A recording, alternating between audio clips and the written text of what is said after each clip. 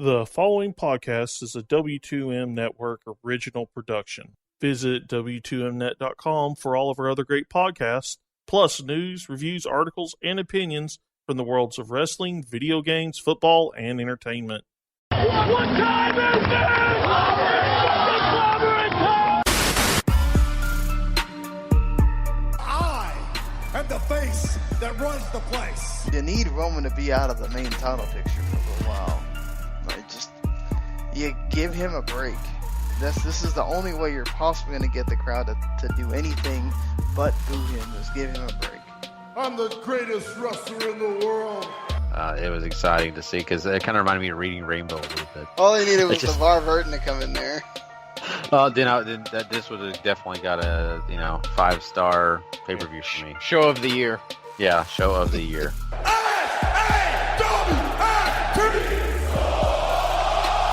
How you doing? Phenomenal form, it's blocked by Wyatt! Sister Abigail on AJ Styles! Bray Wyatt has done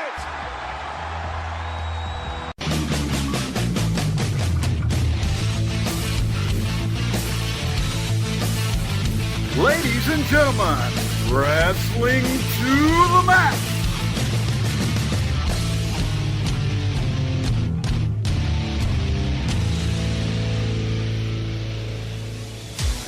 And your hosts, Gary Vaughn, Sean Garmer, and Paul Leeser.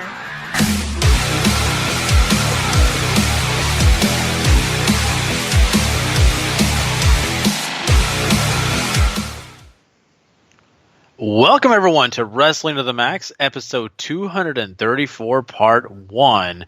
And a happy Valentine's to all of you listening today. Hopefully you're having a lovely day.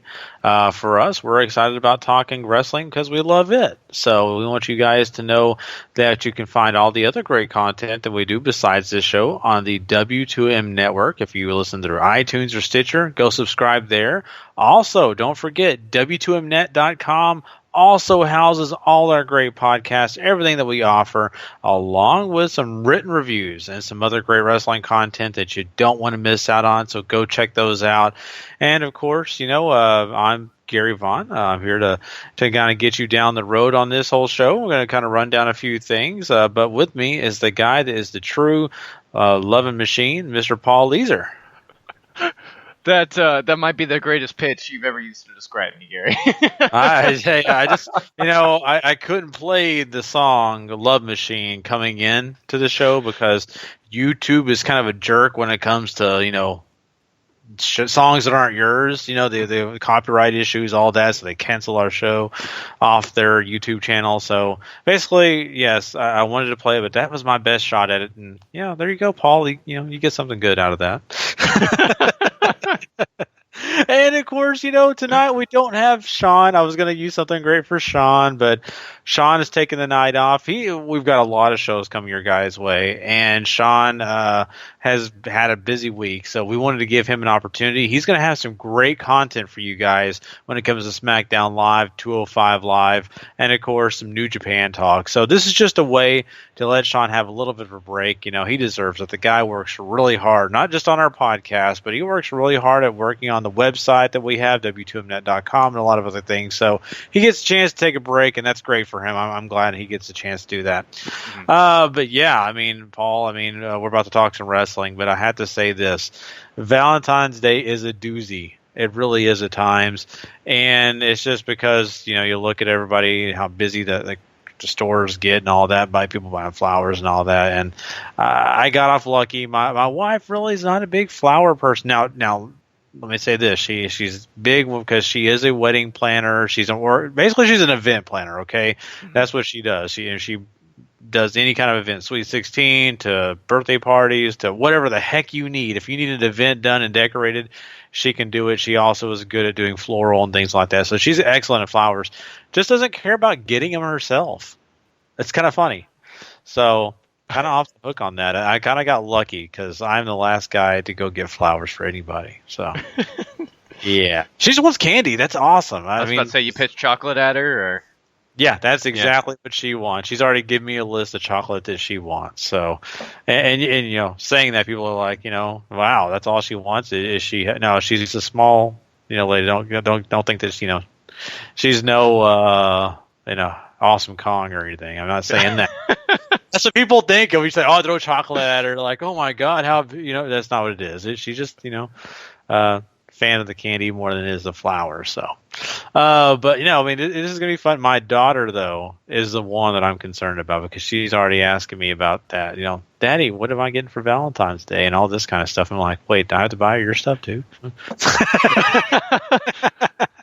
Sure, she'd be just as happy with chocolate. I mean, you know, kids are easy. Yeah, any of that stuff is going to go, and my wife will pitch in for that. She actually will know what to get for her.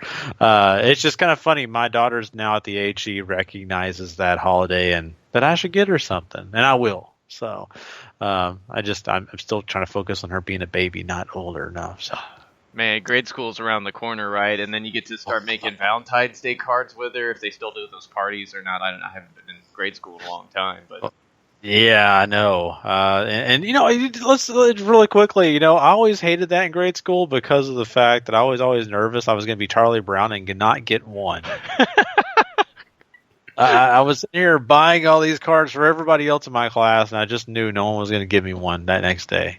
I think I was one of the first wave of classes where they enforced that if you do something for one person, you have to do it for everybody in the class. So everybody, you know, usually ended up with a bunch of cards and some candy and all that stuff. And a great excuse to slack off for about an hour and a half at the end of school on one day. So yeah, heck yeah. So, but now you pay for it, you know, later on. But hey, it's worth it, you know. But we hope everybody out there has a great Valentine's. I know it's a busy day and everything for everybody, and we just want to throw that out there. This is what's going on with us. It's what's going on with me for sure. I mean, it's kind of a crazy day, but we're gonna have a blast. I'm trying to talk my wife into watching Magnificent Seven for Valentine's. So we did Deadpool last year, Magnificent Seven maybe this year.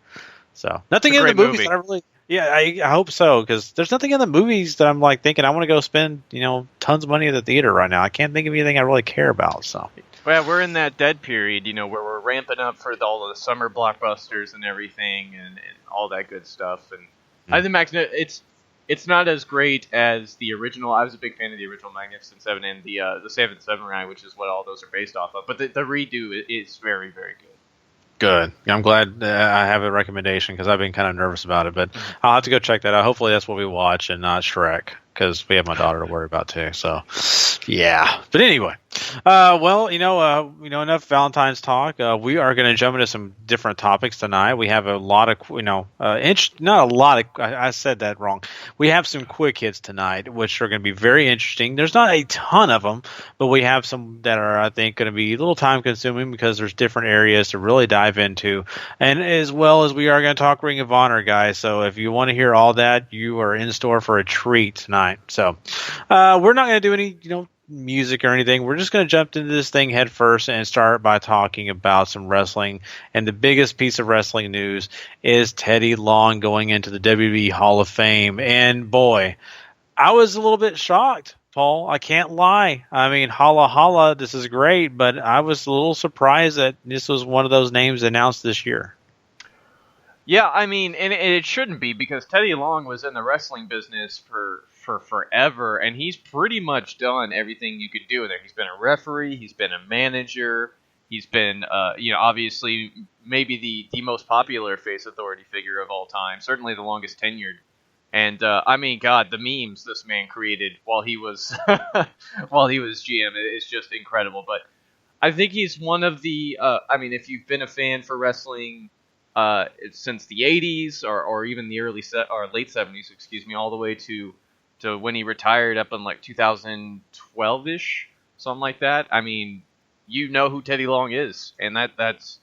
I'd say this is well done. I mean, my favorite time of him, if we're going to wax poetical about him, him managing Doom is one of my favorite times in early WCW, just because of how well they were booked. And Teddy Long was just such a great manager for them, and so many others, too. There were times where he was just generic babyface manager, but and of course, everybody's going to remember him for the GM days of, tag team match players and one-on-one with the Undertaker and pretty much all the other the greatest hits, if you will, of Teddy Long. And I'm stoked for him. I think he deserves this. Yeah, and and I think there's some people out there who say, "Oh, this is great. Teddy Long is in. He was such a great GM." But like you said, this guy's resume is much more than that, and there is some history there that maybe people really don't put in play here. I mean, heck, I think there's a lot of people that didn't even know he was a referee. Mm-hmm. So, I mean, that's really cool that, there is that lineage, and when people see him, his credentials are much more than just being a GM. And, the GM part was great. Don't get me wrong. It's the most popular. It's a lot of fun. The tag team play, all that great stuff. It's excellent. But, I mean, I think what really puts him over into this Hall of Fame has to be that back history, that the managerial skills, everything that he brought to the table in that fashion. And so this is, I think I'm right with you. It's well deserved. Mm-hmm. He's a guy that, has shown that he's, versatile. I still think it's funny though. I just recently heard Bruce Pritchard talk about him and say that he was the one guy that went to Wrestler's Court for being too cheap. I mean, I'm guessing you've probably heard that story. I don't think I have, but share it, please. Okay, so I'm going to summarize this. If you want to hear the full thing from Bruce Pritchard, go check out Stone Cold Steve Austin's podcast recently with him. You'll get the actual full in detail. But I'll give it to you summarized real quick, here. A few guys were noticing he was always cheaping out on everything, wouldn't buy anything, wouldn't, chip in for anything. And so he went to Wrestler's Court, and he thought he was going to be smart and get, I think it was Mae Young, to be his attorney in Wrestler's Court, JBL being the prosecutor, and of course Undertaker being the judge. And it didn't work out very well for him. He, no matter what he, tried to do to get out of, paying up, he ended up paying up. So I just think it's hilarious that this guy went to Wrestler's Court just because he wouldn't pay up and do anything. And Bruce Pritchard also shows a story of, they wanted him to come in and do something with the company, and he told them that he didn't even have a debit card, so he couldn't buy anything. He couldn't buy his flight, couldn't get a rental car or anything, so WB had to pay it all up. Wow. Smart man. Yeah, it's truly a businessman. Yes, because WB was just going to pay for his airfare. Nope, I can't pay for anything. So, yeah, good man. That's why he's a Hall of Famer, right? Yeah. I need to take a page out of that book, but trust me, no one's trying to buy me anything right now. So, but yeah, I mean, it's great, and I think, there's the Hall of Fame class so far is rounding out to be pretty interesting. I mean, you think about it, the Rock and Roll Express is a tag team we've been waiting for forever, to be a part of the Hall of Fame, and that's exciting. And of course, Kurt Angle's a guy that we've all known was going to make it. It was just when, and it's just exciting that he was the first announced. So I think this makes us even look forward and kind of think about who we are going to have next. And I wonder if we're going to have some more surprises. I think, some of the other rumors, like, Beth Phoenix, I've heard. There's some other ones I've heard, and I'm already blanking on them. But some of these other rumored ones are not bad either. So this could be a really excellent class, I think, for this year. Just depends on who these other candidates can be. Mm-hmm. Yeah, I mean, some of the other names, I think, obviously, Beth Phoenix you mentioned. I remember the natural disasters were being bandied about. I feel like there was another big singles person that they were going to put in that I'm now blanking on. That I'm sure whenever they do announce them, if they do, it'll just slap me right in the face.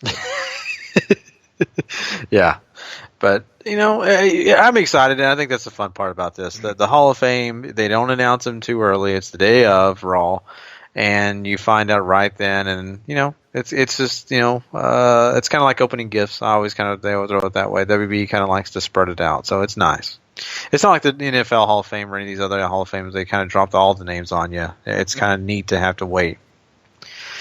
Well, let's jump into somebody else who is a legend in wrestling. Let's talk about Chavo Guerrero Sr. And, sadly, he recently passed away. And this is a guy that, has a long lineage in the world of wrestling. And we, of course, know his son. We know his brother, just, some other great wrestling talents, and of course another Hall of Famer, Eddie Guerrero, of course. But what do you think about this? And also, I just want to know from you, Paul, because you are more educated on Chavo Guerrero and his career than I really am. Kind of give us the backstory of this guy and why he was so important. So Chavo is the eldest of the Guerrero children from Gory. So you have Chavo, you have Mondo, and Hector, and Eddie. And if I remember correctly, one of those announces a lot. I want to say it's Hector. It might be Mondo. I can't remember. Obviously, Eddie. I think you're right. I think it is Hector. Yeah, I think it is Hector. Eddie is obviously the most famous out of all these guys, right? With Chavo probably right behind him. Gory was a legend here in Texas. He wrestled a lot in West Texas and in El Paso, which is where all of his kids got their start. Chavo is probably best known, if you followed his wrestling career, for a lot of the work that he did with Atsushi Onita in Japan, who, if you're familiar with Onita, he wrestles in All Japan right now, but he founded Big Japan, one of the big proponents of deathmatch wrestling over there, and obviously this was all before they got into that, but he also competed a lot in the AWA, All Japan he's competed for at times too, and with some of the NWA contingents around, and that were the peak of the territories, I guess is what I'm trying to get you, in the 70s and the 80s. And obviously, of course, the things he did in the WWE with Chavo as Chavo Classic, becoming the oldest WWE Cruiserweight Champion of all time, and all these other things that he's done. Basically, he was a wonderful wrestler. I think obviously, I don't think he was the most talented, especially when you look at what Eddie was able to accomplish, and that's obviously coming from very different time periods, because Eddie is way younger than all of his brothers. So much so that obviously him and Chavo were closer in age, and were essentially brothers, even though they were uncle and nephew. So a great loss, especially for the Guerrero family. Chavo, he was only 68, Gary, and he died of liver cancer. 68 is still young to me these days. You want to live. I think the goal is 70 or really probably 80 is what you would consider old nowadays. But I mean, 68 still feels young. And we only saw him on Lucha Underground. Obviously, those were pre-taped, but it wasn't that long ago that he was on Lucha Underground. So I think this a huge loss, obviously, for the Guerrero family, and wrestling has taken a big loss too. Yeah, definitely. I mean, and Paul just kind of pointed out some of his great lineage and some of the things he's done, and it really is sad. Liver cancer is one of those things I just personally learned about, how quickly it takes effect, and how it's really one of those cancers that are really unpredictable. Unless you go to the doctor and get a checkup on a regular basis, and I mean regular, it's hard to pick up on quickly. And I probably have not shared this story here on the podcast. I think it was off air. I shared with Sean and Paul. My wife used to be employed by a lady, and she just this past week, it took like 4 days, and in those 4 days, she found out that she had liver cancer until her death. And that's all it took. 4 days to live, and really that was a pretty quick process, because she lived even she didn't live as long as they were even predicting at first. So it's amazing going from really healthy, running marathons at 48 years old, to being in the hospital, to passing away. And so I'm sure that's the same way this Guerrero family has felt, because of like Paul just mentioned. I mean, they Chavo Classic was out there doing his thing like normal, and the next thing you know, he's gone. And we lost definitely a big legend in wrestling, and I hate to hear that, but his memory is going to live on because of the impact that he's had, and the fact that the Guerrero family is such a big name in the world of wrestling that he'll live on forever. It's just so sad he was taken 68, is like Paul said, way too young. Oh man. I mean, now we're so used to people living into their 90s, Paul. I mean, 68 sounds like it's like the new 40. Yeah, It's weird. I would new 40, new 50, something like. I mean, it feels young in this day and age. And like you said, liver cancer. really any cancer, but certainly, I mean, liver's the one that, or pancreatic is another one that just burns through you, and that's I can only imagine how upset everybody is over in the Guerrero family. Best wishes to them for sure. Definitely. Let's talk about something else that's kind of interesting we just found out, and that is that Rosa Mendes is retiring. Now, how interesting is that to a lot of people? I don't think very, but it's interesting in the fact that, she has decided to step away from working, and she hasn't really worked a lot. We haven't really seen a lot from her, but it is interesting in the fact that, we do have a Latino female superstar who was really, at one point geared to be a big talent, someone that was really going to be involved in the Divas. And trust me, I'm saying Divas because that was the time period she was really working in. Mm-hmm. And now that we've got this new wave of, I don't know what you would call it, but just actual wrestlers for the females. I look at that as maybe that was partly maybe the reason she left. Maybe she's not interested in doing some of this other stuff that she would have to do to compete. I don't know that for a fact. I'm just kind of throwing that out there.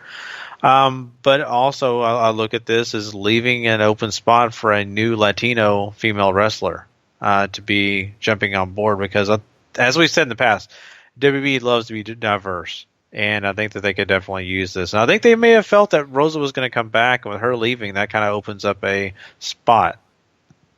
Yeah, and it sure does. She is a mom now. Like you said, she hasn't been overly involved, and that's because I don't want to say older model, but it's certainly a throwback to what WWE used to do with the Divas, where it's pretty faces and all that, and not so much wrestling talent. It's not to say that Rosa couldn't wrestle. She could. I just don't think she was super talented at it. The thing I remember was her palling around and in the boyfriend-girlfriend relationship she had with Zack Ryder on screen in ECW onto SmackDown and all that, which was infinitely entertaining for me. And still, one of the most surreal moments in wrestling is Zack, that first time you see a girl in movies and the slow motion thing plays of her like bending her hair about and looking all pretty and everything. And Zack coming upon her and seeing that for the first time is just... It's still surreal to me, but they were such a fun pair on ECW back in the late aughts, I believe is as they're called now. But they were a fun act together, and Rosa never really bounced. I mean, obviously Primo and Epico and some other stuff that they had her pal around with, but nothing I think ever touched her work that she did with Zack Ryder. Yeah, and that was awesome. I remember that too. And it is great that that we do have some of that history of her, and it kind of shows that she had some great moments in WWE. It may not have been a lot, mm-hmm. but when she was doing some things on television, it was actually interesting. And I think that she definitely had the potential to do some great things. Injuries kind of took into effect. I think some backstage issues also kind of created that barrier between her being in the ring on a regular basis and, of course, doing what she needed to do to get, more over with the fans, if you want to say it that way. She just had some missed opportunities, I feel.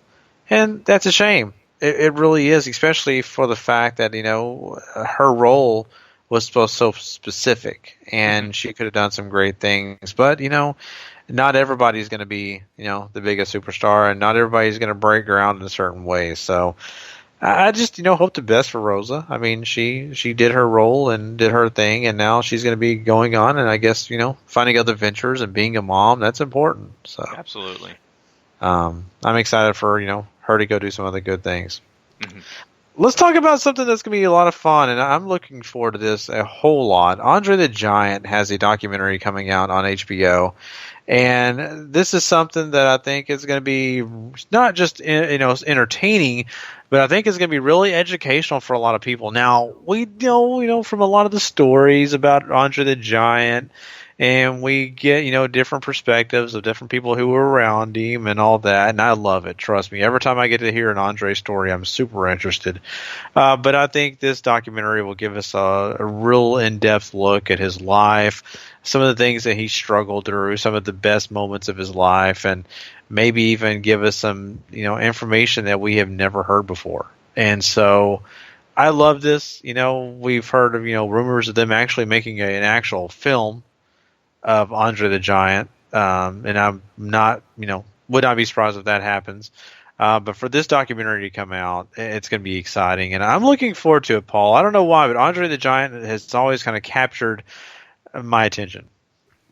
I think what's so cool about Andre is that he has spawned more modern suburban legends than I've ever heard in my lifetime. From his ability to drink people under the table so easily, to the larger in life size. And he was a huge dude, obviously, and all the big legends that you hear about him that he was able to do just because of how big he was. But he's also just supposed to be this absolutely wonderful, angelic person that everybody... I've never heard a bad thing said about him.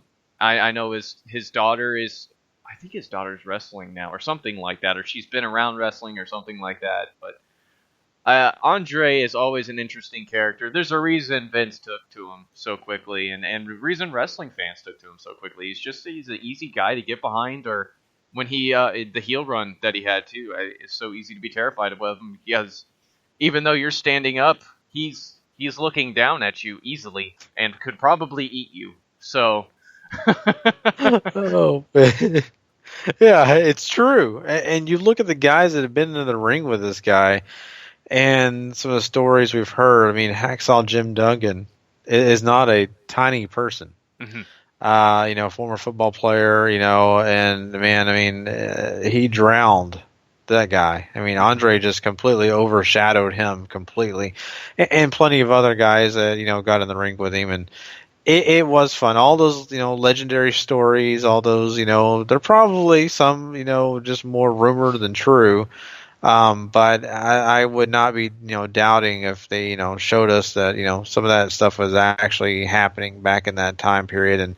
And he was a nice guy, from what, people have said, a very, serious guy too at the same time. Mm-hmm. And so that's what's going to be exciting, I think, about learning about who he was, his personality, and some of the reasons he was like he was. They said if he really liked you, he really liked you, and it was almost hard to get away from him. If he didn't like you, you need to leave because he was going to make your life a living hell, and you're probably in store for some physical ailments. So that was what the most interesting thing too was the fact that we've seen people talk about some of the struggles he had as being a giant.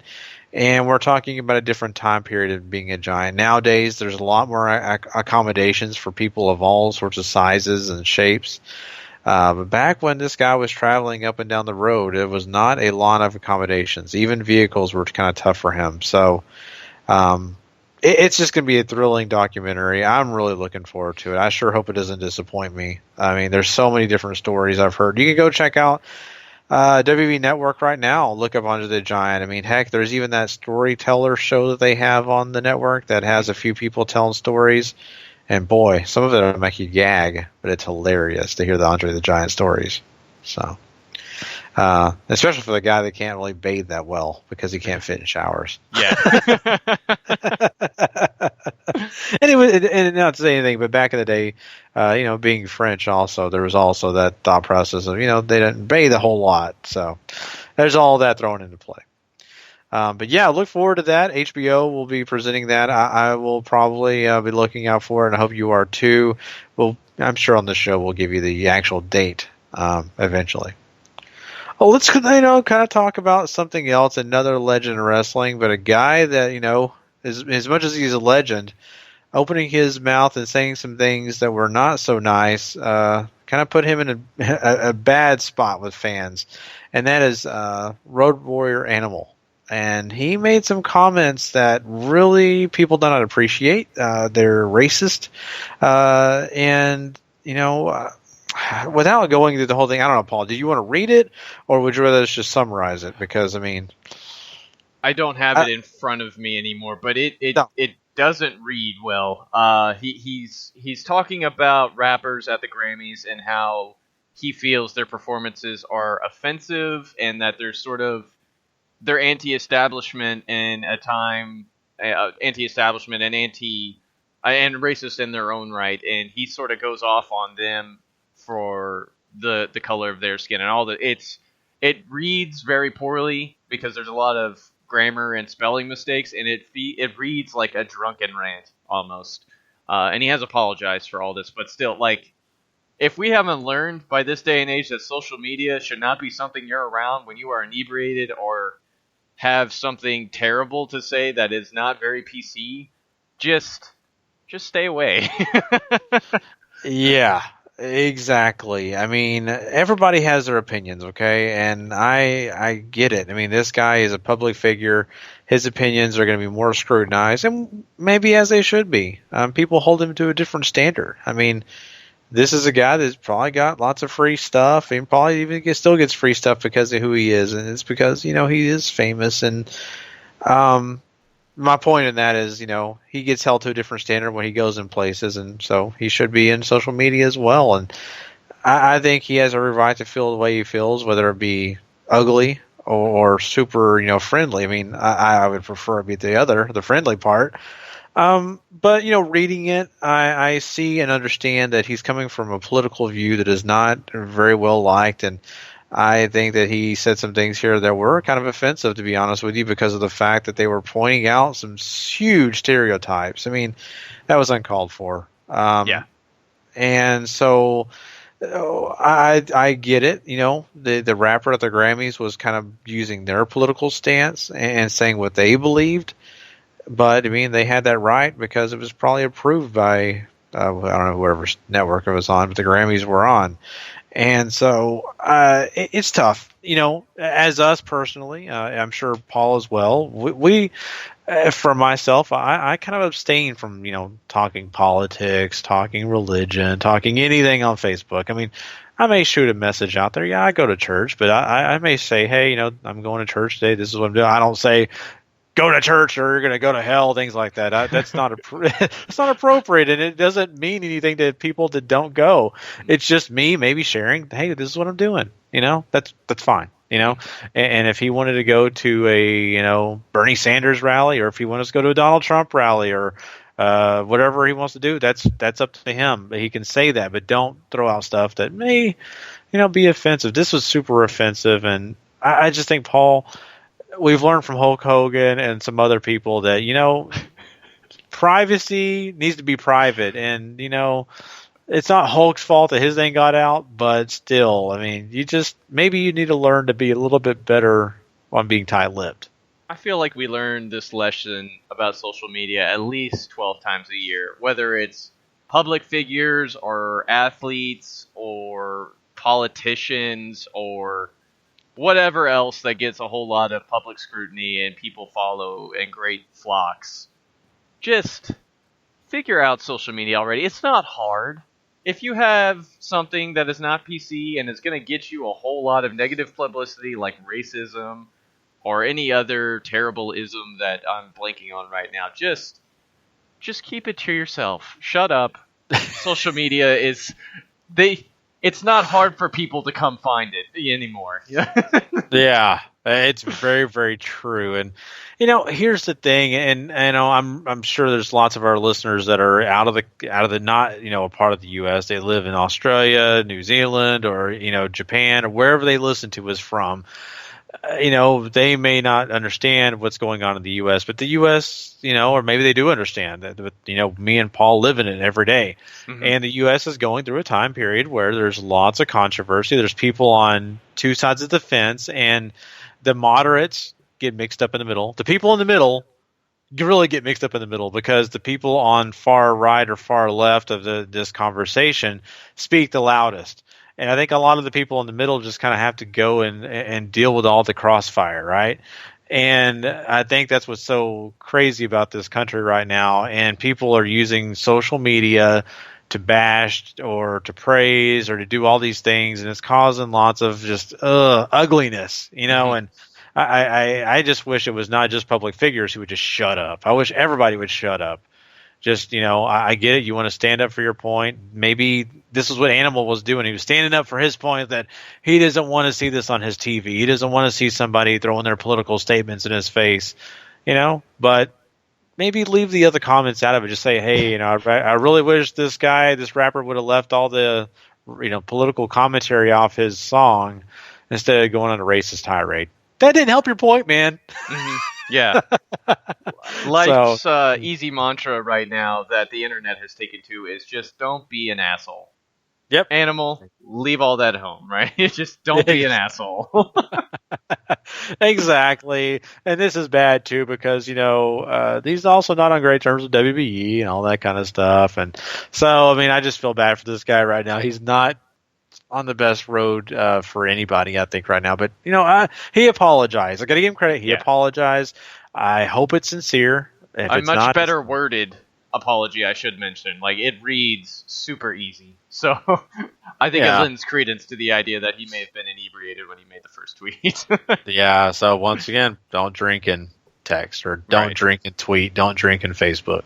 But anyway, we'll leave the whole, thing of like that stuff alone, and we'll move on to something else. And the last thing we're going to jump into really quickly here, I do want to mention is that Kelly was backstage at Raw this past week, and this Monday night she actually had a interview on WWE whatever their YouTube channel, and they had an exclusive interview with her, and she kind of talked about that she has a home in Las Vegas and she got married and she's been a part of WWE and she's been gone 4 years, and really just kind of talks about that and the fact that she's excited to see all her old friends, and also that she may be interested in having another run, just maybe a one-off thing, or just do something, be a part of the WWE, maybe not a full-time fashion, but just do something. And that's interesting. I'm really interested in that because we've not seen her in so long, and is she really up to that? Mm-hmm. Not only that, she's doing reality television. Apparently her show comes on right after Total Divas, so she is,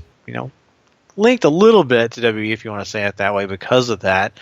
But Paul, we're hearing that she's going to be at Access for WrestleMania, so she's getting back out there and putting her face back in WWE a little bit here. Do you take any credence in this? Is this just a thing, or could it become a thing? People visit backstage all the time, and I don't read too much into it. The Access appearance and some other things may say a little bit more. Maybe she just wants to leave the door open, and if she does, that's fine. I lean toward. I think Kelly did a lot for the WWE as far as proving what people with really no background in it could do. Like she's the same model that Alexa Bliss is, right? She was a model. She used to be in athletics and stuff like that, and she really proved that with enough work, you can at least get somewhere in the WWE. And all that good stuff, right? And Alexa obviously is much more taken to wrestling than I think Kelly ever did, and she's got the promo and the character ability that Kelly always lacked, because her entire gimmick revolved around her being Apollo Crews, essentially smiling and pointing at the crowd, and it was enough at one time to become Divas Champion. So if she's willing to work up to the rate that a lot of the girls are now, or even is just willing to dive back in again. I don't know if WWE should maybe close the door on it entirely, but she is from an era where a lot of the stuff that they're emphasizing now isn't as important, and that's certainly something that should be kept in mind. Yeah, and you know what? It would not surprise me if she did not actually wrestle. It would not surprise me if she wasn't just a special guest, just appearing at ringside or doing something in that fashion. Maybe slapping somebody, causing someone a match, something like that. Nothing when it comes to actually getting in the ring and, getting into her gear and wrestling. I just don't foresee that. And I don't really know if she has that much interest in it.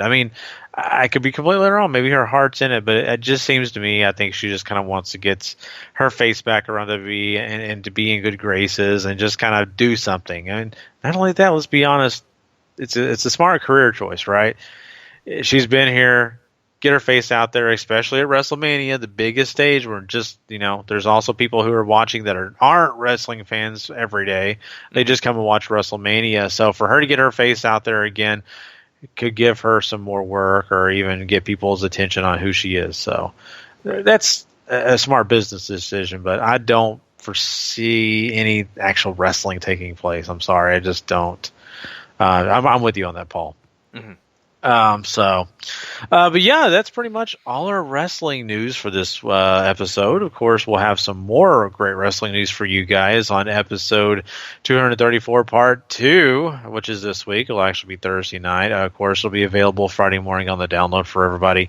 And of course, I do want you to know that Sean will be weighing in, I'm sure, on the Teddy Long Hall of Fame induction and maybe on some of these other topics. We always give each other an opportunity if we miss a show to do that on the following one. So if you want to hear his comments, make sure you go check out part 2 and you'll get him right there. Trust me. And I'm sure he's going to have some great things to say, so you're not going to want to miss that episode. But now we're going to move on and talk some Ring of Honor. And this Ring of Honor taping has some fun things that I'm really excited about talking about. Yeah, so let's just go ahead and dive right in here. They open with Hangman Page coming out and squashing Matt Sells, and it's the perfect definition of a squash because he hits all the big stuff and just obliterates them. This brings out the entire Ring of Honor contingent of the Bullet Club, so Young Bucks come out afterwards. Cody and Adam Cole come out. Cody gets a promo, and they make a ton of obvious cuts around stuff. It's not great editing, I'll tell you that much. He did this in Dallas too, where he gets the big cheer and everybody's happy to see him, and then he very quickly turns them against him based on what he's saying. He calls out Jay Lethal. Lethal comes out, and Cody wants him to climb in the ring with the numbers advantage so they can, sort of bite him. And he sort of picks at him until he finally does. Lethal, of course, gets his butt kicked. Bobby Fish runs out to make the save because Bobby has a title match coming up against Adam Cole at Manhattan Mayhem's. I think it's this weekend.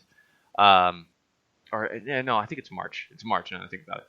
And makes the save, but then he starts getting beat up too. And then here comes Jay White, the Motor City Machine Guns, and Leo Rush to run them off.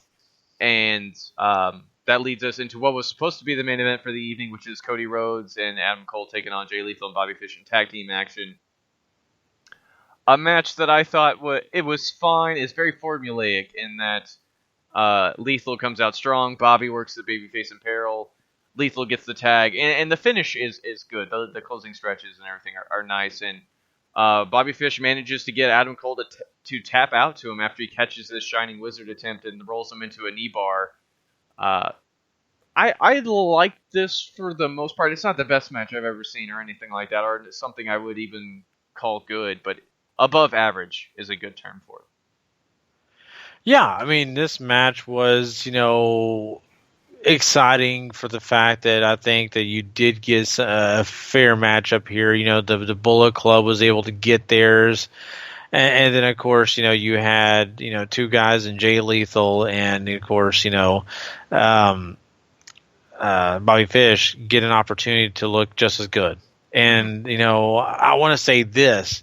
For all that we saw here, for you getting the big pop for Cody, for the Bullet Club looking as strong as ever, and man, do they look strong. I mean, just once again, just an opening segment with them beating down the poor guy and just showing their numbers, showing the talent that they have. I mean, my God, adding Cody to this group is just sick because we know how great the Young Bucks are, Adam Cole, and of course, Hangman Page. It's a force to be reckoned with. But for you to just kind of have a tag team match here and, have at the end of this whole thing to survive being Bobby Fish, boy, do I love that. Boy, does that scream that, Bobby Fish is relevant as ever, right? And, he doesn't need Kyle O'Reilly around. He just needs to be Bobby Fish, and he's a tough cookie. And I really, this wasn't the best thing I've ever seen, but it was exciting. It was entertaining all the way through. Sure, editing wasn't done as well as it needed to be, but I got what they were trying to give us. Yeah. And that was give us the idea that, yes, the Bullet Club is they're a force to be reckoned with, but they're beatable. And that's what I appreciated. Yeah, they're trying to really make you think that these numerous title defenses that Adam Cole has coming up, he's got Bobby Fish still. He's defended it. They've announced the Honor Rising show cards now, which he has that match with Yoshihashi there. He's got Dalton Castle at Supercard of Honor. if you followed the Ring of Honor website, you know that Christopher Daniels has them at the 15th anniversary show and all that good stuff. So they're really trying to make you think that any one of these defenses could be the one that Adam Cole loses to, and that's interesting because I think it really lends credence to the fact that Ring of Honor thinks he's going to be leaving in April. Ooh, wow. Mm-hmm. You really feel that way. So where's, just early speculation. Where do you feel he's going? Yeah, it's early speculation. I mean, I have to think that NXT it's either a sure thing for him or something that he thinks is worth pursuing more, and if not, then he can always resign later. But there was talk of Kyle O'Reilly showing up there. We haven't heard nothing about that, and he's been off New Japan, he's been off Ring of Honor. I haven't seen him really wrestle anywhere, so I don't know what's happening there at all either. Yeah. That's a great point. So I just wanted to touch base with that because, these guys have opportunities to stick with New Japan. We saw Kevin Kelly, he's gone. But I guess these tapings are old enough that he's still around. So I just think that, with some of these exits and how we're seeing them and they're progressing, it's just amazing. And this episode really, we're starting to seeing that shift. We really are. With Carino gone, now you're having all these guest wrestlers come at ringside for all these matches. And as fun as that is, it's kind of like, oh my goodness, I kind of wish they had someone stable at the color commentary spot. So, it's still fun. The live show I went to, they had Ian Riccaboni and Silas Young doing all the commentary. So they still, as far as I'm aware, they still haven't found anybody to fill the color spot permanently. And the talk with Kevin Kelly is that he lost the front office job that he had where he was helping Billy Reeves book and some other stuff that he was doing. And now he's only going to announce the big shows along with the TV tapings. So lots of fluctuation going on in Ring of Honor behind the scenes. And obviously these tapings are a little on the old side now. But yeah, so we make this clear. So he's still going to be announcing for Ring of Honor, right? At pay-per-views and TV is what the talk is. That's not official. Okay, but so I'm just making sure that when I'm watching these Ring of Honor shows, I'm still getting Kevin Kelly. Yeah, they just did the next set of TV tapings out here in Atlanta this past weekend for, not Atlanta, sorry, Pittsburgh, I think it was, with Steel City Excellence and all that, because they had all the top prospect tournament shows and everything going on there. So, yeah. So, I kind of got off, but I just want to say that I think they did a great job with this whole thing, and now especially they actually started the show itself off completely with the whole Cody package. We've already seen this before, yeah. But I love it's a theme throughout the first part of the show that we get all the Bullet Club stuff pretty much out of the way, right? And that's great. And it also sets up more of the main event to be different because, sometimes, you're just waiting around for the main event. Now, in this show, you kind of get it early and you get some other stuff that you can look forward to. So I kind of think that was a good formula. Mm-hmm. Yeah, I don't have a problem with a lot of the formula they do on this show. Some of it feels very, very 1 hour TBS. Like we have another squash match coming up here in a little bit, too. And they use the main event to progress some feuds, but overall, it's very much geared towards making that Bullet Club stuff feel like it's the top thing going, and that's, I think, both Ring of Honor's best and worst attribute right now is they're so reliant on all these guys that are quickly jumping ship or are planning on jumping ship or are not their own acts, and we could be in some dark days with Ring of Honor as they try to make new stars coming up, Oof. That's what my nerves have been about when it comes to Ring of Honor because of, even Kelvin Kelly. I was kind of worried about him being gone from commentary. I kind of thought, oh my God, they're really going to be in the dark ages. Mm-hmm. But thank God if he's sticking around, that's great for that. But the talent in the ring is a concern too. They still have some of their young talent. They still have some of the guys that are kind of coming. Leo Rush is going to be an even bigger star if some of these other guys exit, and that's positive. But you're completely right. There's some guys that are going to have to step up to the plate and really present themselves very well. Because if they don't, we're going to be heading into a situation where the Ring of Honor shows are going to be just kind of ho-hum. Mm-hmm. Mm-hmm. Mm-hmm. Yeah, it's very true. And I'm looking for big things from these top prospect tournaments. There's been some guys in there that I've been told you should really look out for. So hopefully they get some more diamonds in the rough there too. For sure. Mark Briscoe gets a short little interview with Kevin Kelly talking about the Decade of Excellence main event next week between Daniels and Jay Briscoe, which Ring of Honor's already spoiled pretty much. Mark obviously has his brother's back. Kazarian then gets some promo time, and he gets a pretty solid promo to talk about how Daniels isn't fighting for an opportunity like everybody else was. This really has been billed as Daniels' last chance to win it all. Time is coming for him, all these other things, and he thinks that Daniels can do it. I enjoyed this promo a whole bunch. What did you think about it? Oh, man, Kazarian just knocked it right out of the park. Mm-hmm. I mean, it's not a huge surprise because we know this guy can talk. We coming into it, he's great. Jay did a fine job for what he was doing, but this Kazarian interview was excellent because it gave you that, seemingly the inside look of what Christopher Daniels is going through. And you really kind of feel it from that perspective. And that's so great.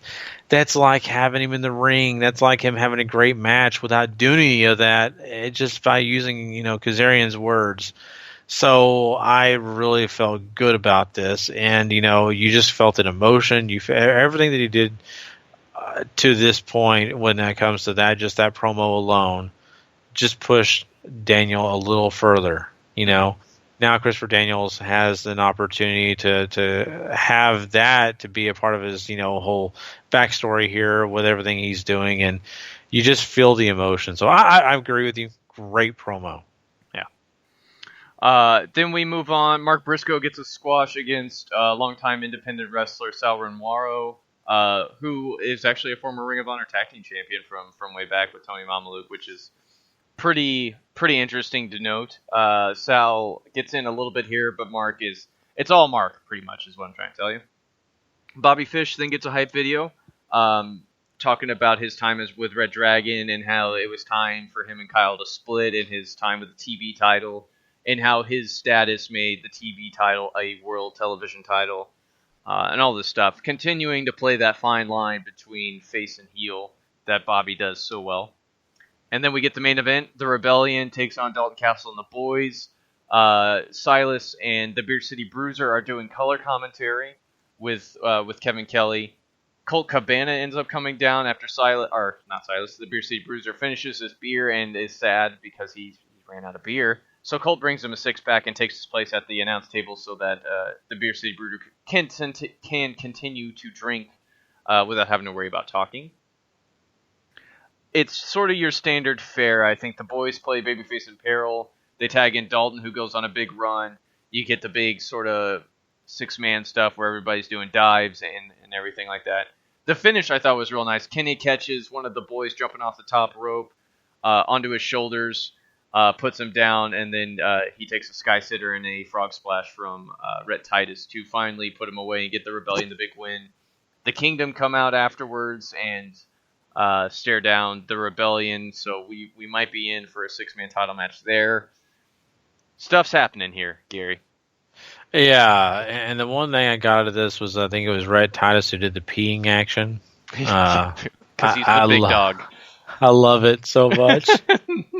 I'm sorry, I love that. But yeah. No, I mean, this has got a lot of different components to it, right? This is some layers here because of the fact that we've got multiple storylines kind of mixed through. So, the Beer City Bruiser and, of course, Silas Young, I mean, they're just guys who want to get a third tag team partner. That way they can go for those trios titles for Ring of Honor. I look at this and say that, this is kind of fun because they do kind of talk about, what we got out of Bull Dempsey or whatever his name is. I forget what his name is now. But they do talk about that, talk about how he wasn't so great for them, blah, blah, blah, blah. I do like that they add that in. Colt Cabana being added makes sense completely because his feud with the Dalton Castle and the boys. So that stuff outside of the ring, mixing in with the ring is good. Of course, the end reaction is pretty exciting too. And, it's no surprise that, Dalton Castle and the boys take the fall here. But I do like what we got out of this, and the main event to me, even though it wasn't, just a stellar, exciting, just blow away match, it mattered because there were things around it that created more to it than it really was just if you were just watching the ring, hearing it clean. So, and that's weird saying that because let's be honest, we always complain about, my God, how many other things can they talk about besides the match during the match, right? So, but I actually kind of enjoyed some of the other stuff coming from the commentary booth, and they worked. I do like the Rebellion moving on and facing the Kingdom. I think that's something that's going to be a blast. I think that'll be exciting to see. So, yeah, that next week is the Decade of Excellence main event. So I mean, stay tuned for that. And that's Ring of Honor for the week. Yeah, for sure. So, everybody, make sure you're here next week for our episode when we talk Ring of Honor, because there'll be a lot of great stuff to talk about. But yeah, I mean, we are done tonight. We appreciate everybody who came and checked the show out. We want to let you know that if you want to find more of our great content, go check out W2Mnet.com. That's the place where you go find all our content, plus all the written reviews and other great wrestling stuff for your enjoyment. Also, go check out W2M Network. If you're listening to us through any device and you haven't subscribed yet, go do that now. That'll get you all our content immediately. And, of course, you can share that with your friends in case they don't know about us. That's the best way to share it out. Just say, hey, W2M Network, or, of course, W2Mnet.com. And you guys can just easily share that with your friends, and they can go check it out themselves. So we appreciate everybody, though, once again, for also rating and reviewing. We've had people do that, and for you to do that for us, it really helps us out, gets the word out there about us and that we're around. Also, go join the Facebook group if you're not a part of that.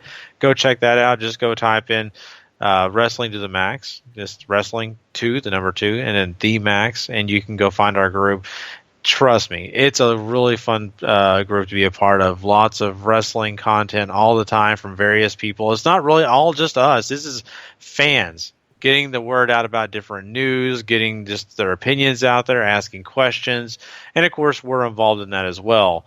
But just a fun Facebook group to be a part of. You don't want to miss all the action. Go join that as well. So, and I don't plug that enough, but we really would like you to go do that because we know you'll love it, and it's not just about us. So, but yeah, Paul, I mean, we have some other great stuff. We'll have a New Beginnings review for you guys.